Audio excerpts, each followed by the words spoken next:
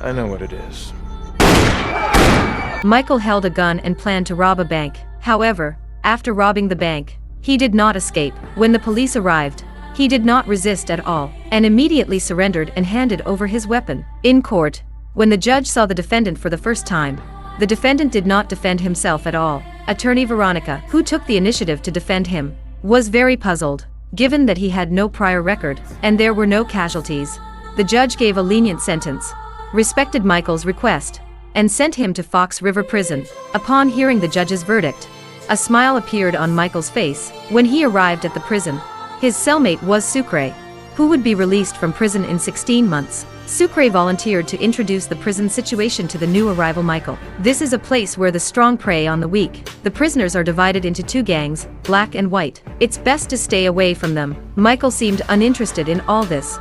He only cared about one person, Lincoln Burrows. Sucre advised him not to mess with this kind of person, because Lincoln had murdered the vice president's brother, and would be executed in a month. No one here is more dangerous than him. So he was held in solitary confinement. Sucre was very curious. How could Michael be interested in Lincoln as soon as he arrived? And Michael's answer shocked him greatly. Because he's my brother. It was because his brother had been framed, and was determined to rescue his brother. I doubt it.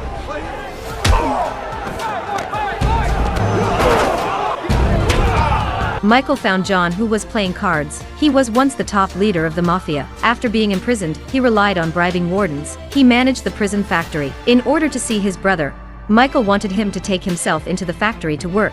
Facing the new rookie, John directly told him to get lost. Michael put a paper crane on the table. Come find me when you're ready to talk. Back in the cell, Michael was chatting with Sucre. A warden came over and said the prison warden wanted Michael to come over for a chat. Sucre felt that something was wrong. He warned Michael to be careful. It turned out that the prison warden had long checked Michael's resume. He was a top student from a famous university, with excellent grades. How did he end up in prison? Everyone turns up one sooner or later. Seeing that he couldn't get any useful information, the prison warden came straight to the point. It turned out that next month would be his and his wife's wedding anniversary. He wanted to give her a surprise, so he made a Taj Mahal model that symbolized love. He only found a structural problem when he was almost done. It just so happened that he found out Michael was a structural engineer, so he wanted to ask Michael for help. But Michael flatly refused, because his brother would be executed in a month. He had no time to do this. Then we're through here. Guard! Later, the gang leader's men outside made a call. They said they had received an anonymous letter. The letter contained photos of the witness, who could identify their crimes, as well as a paper crane. The police had already taken the witness under protection. They wanted to silence the witness, but couldn't find him. Thinking of the paper crane Michael had given him on the playground, he came to find Michael, but Michael wouldn't give in easily, and the two sides got into a fight.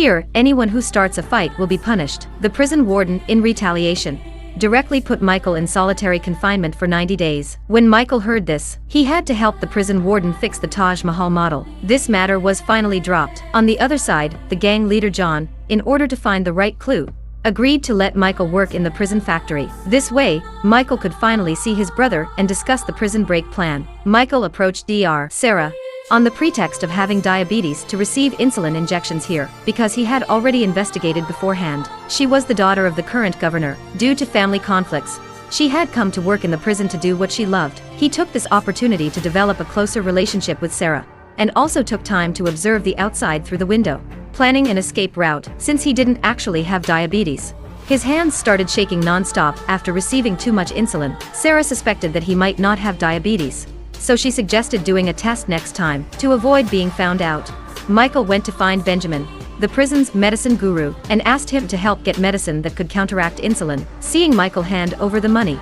Benjamin agreed to help him. The day to start work arrived. Michael finally got to see his brother Lincoln. Taking advantage of the time to change clothes, he discussed the prison break plan with his brother in detail. His brother advised him not to take such a big risk for his sake. Even if they escaped, they couldn't do anything without money. Michael didn't say a word.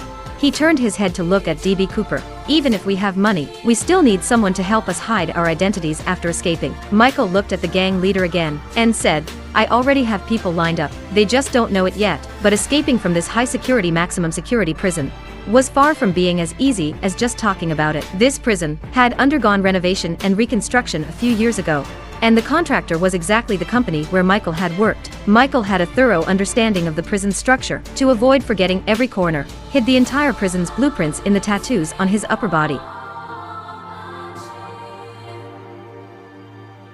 What you doing in my cell? He stepped forward to face Teabag. I want in. This scene was witnessed by Benjamin from across the way. He had thought Michael wouldn't side with the white gang against him, which was why he had agreed to help Michael get the medicine. Benjamin used the medicine he'd bought to lure Michael into a corner, and soon a few black inmates rushed over. No matter how Michael tried to explain, Benjamin refused to believe him anymore. He said, "You've joined the white gang, so forget about getting the medicine I got for you." Now Michael had nothing. Not only had he failed to get the bolt, but he also lost the medicine that was within reach. Even the calm Michael couldn't hold back his emotions. Back in the cell, the guards came to do a head count. One white inmate disobeyed orders and stepped out of line. That was the signal for the big riot to begin. The prisoners started fighting each other, and the innocent Michael was thrown off the tier. In the chaos, Teabag's young boyfriend rushed toward Michael. He had long disliked the handsome Michael. He grabbed the bolt and stabbed at Michael, but his small frame was no match for Michael. Michael subdued him, and even snatched the bolt back, just as the boyfriend tried to attack again. A black inmate stepped in front of him. After taking several stabs, the young follower collapsed in Michael's arms, and that scene was seen by Teabag, who mistakenly thought Michael had killed his lover. Teabag swore revenge. Before Michael could explain, the guards threw in smoke grenades. In the chaos, he hurried back to his cell. Although he had finally retrieved the bolt, he had now completely made an enemy of Teabag. I can't do that. There's always a solution. We can work it out. Sorry, Fish.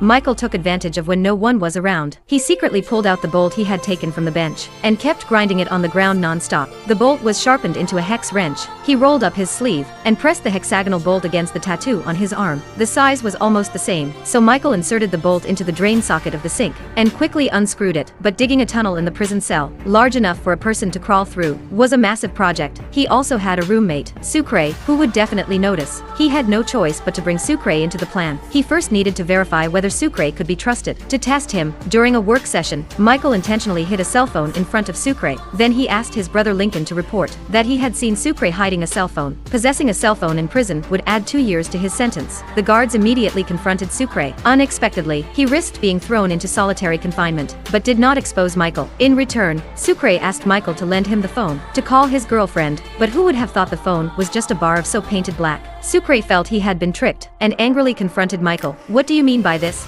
Michael revealed the escape plan, and asked him to join, but when Sucre heard this, he became even angrier. "I only have less than 16 months left on my sentence. I have a girlfriend who loves me waiting outside, and a bright future ahead. Who would want to escape with you?" He didn't want to be involved, and didn't want to report Michael either, so he immediately requested a cell transfer. What's your problem? I got a neuroanatomic lesion affecting my reticular activating system. What does that mean? It means I don't sleep. On the other side, the mob boss's accomplices from outside came to the prison. This time, they even brought the mob boss's child. They warned him, "If you still can't find out where the witness is, we'll take good care of your wife and child." The threat from his accomplices left the mob boss uneasy. Last time, to force Michael to reveal the witness's whereabouts, he even cut off his toe. But Michael didn't budge. He knew very well that Michael wouldn't yield to force. It seemed he had to find another way. Meanwhile, Teabag, seeking revenge for his young lover, prepared a sharp serrated knife. Knowing Michael had a grudge against him, the mob boss lured him into a room, and gave him a harsh lesson. From that moment on, the mob boss officially joined Michael's escape plan. Rather than staying in prison under constant threat, it was better to escape and take them down. With John's protection, Michael's path in prison became much smoother. However, something Michael never expected happened. Because Sucre had changed cells, the Lick assigned him a new mentally ill roommate. Since he had nowhere else to go, he had to be moved here. That night, while everyone was fast asleep, Michael quietly climbed out of bed to dig the tunnel as quickly as possible. But when he turned around, he found his mentally ill roommate staring right at him. What's your problem? I got a neuroanatomic lesion affecting my reticular activating system. What does that mean? It means I don't sleep. Michael was completely devastated. "If you don't even sleep, how can I possibly escape?" What's your problem? I got a neuroanatomic lesion affecting my reticular activating system. What does that mean? It means I don't sleep. the new roommate who transferred in, has some mental issues, but he has an extremely high IQ. He never forgets anything he sees. Due to brain damage, he doesn't need to sleep at all at night. Michael has no chance to dig in the cell. As things stand, the only way is to bring him into the escape plan. Michael tentatively asked him, "Have you ever thought about getting out of here?" Unexpectedly, he said, "For someone like me with mental issues, isn't it the same everywhere? Even if I get out, I'll just be stuck in a mental hospital." This created a deadlock. Michael had to secretly look for escape opportunities. His brother Lincoln has less than a month until his execution. Michael approached John and obtained a chemical agent. He squeezed out his mentally ill roommate's toothpaste and refilled the tube with the chemical agent, adding it to his own bottle. He went to Sarah's infirmary and poured the chemical into the drain. The mixture of the two chemicals produced a highly corrosive liquid that quickly ate through the pipes, preparing for the future escape. But a new problem arose. His roommate kept pestering Michael, asking, "Where did my toothpaste go?" Michael had no choice but to say, "You misplaced it yourself." "How should I know?" His roommate said earnestly, "Are you really taking advantage of me being slow? I always keep my things neatly organized. In such a small space, where could I possibly misplace it?"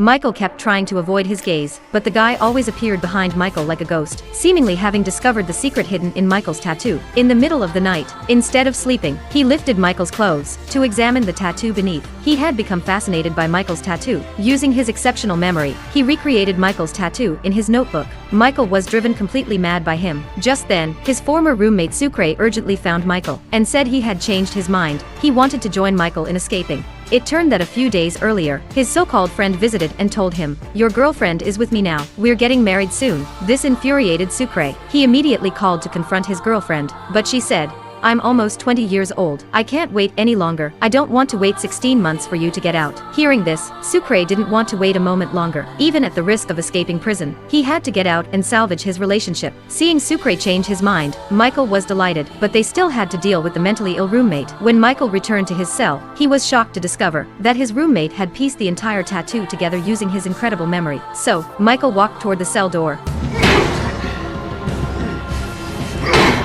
Officer! I need an officer! Michael called the guards and accused his roommate of being violent. Given his mental condition, the guards didn't listen to his explanations and took him away directly. Not long after, Sucre moved back in with a sly smile. Como una promesa eres tú, una mañana. Is that the best you can do? Have some faith, Papi. Have some faith. Eres tú. Sucre held a mirror to observe the surroundings. After confirming there were no guards nearby, Michael unscrewed the bolt from the sink, preparing to dig the tunnel. Then he asked Sucre to create some noise as a distraction, so Sucre started singing loudly. Como una promesa eres tú, una mañana. Is that the best you can do? Have some faith, Papi. Have some faith. Eres tú. Sucre was met with angry shouts from other inmates. Amid the chaotic yelling, Michael quickly kicked through the wall, soon creating a hole large enough for a person to crawl through. When the guards came out, the prisoners fell silent, and Michael quietly crawled out of his cell. This marked the first step of the escape plan. Michael still needed to figure out the escape route. The next day, when Michael returned to his cell, he was shocked to find the warden waiting for him inside. He instantly grew nervous. To make matters worse, Michael noticed the leaking pipe near the sink. Luckily, the warden didn't notice anything unusual. However, he delivered even worse news. He had received orders from higher authorities to transfer Michael to another prison, and the transfer would take place the next day. Hearing this, Michael was stunned. He begged the warden not to go through with it, but the warden remained unmoved. He, too, was being forced into this.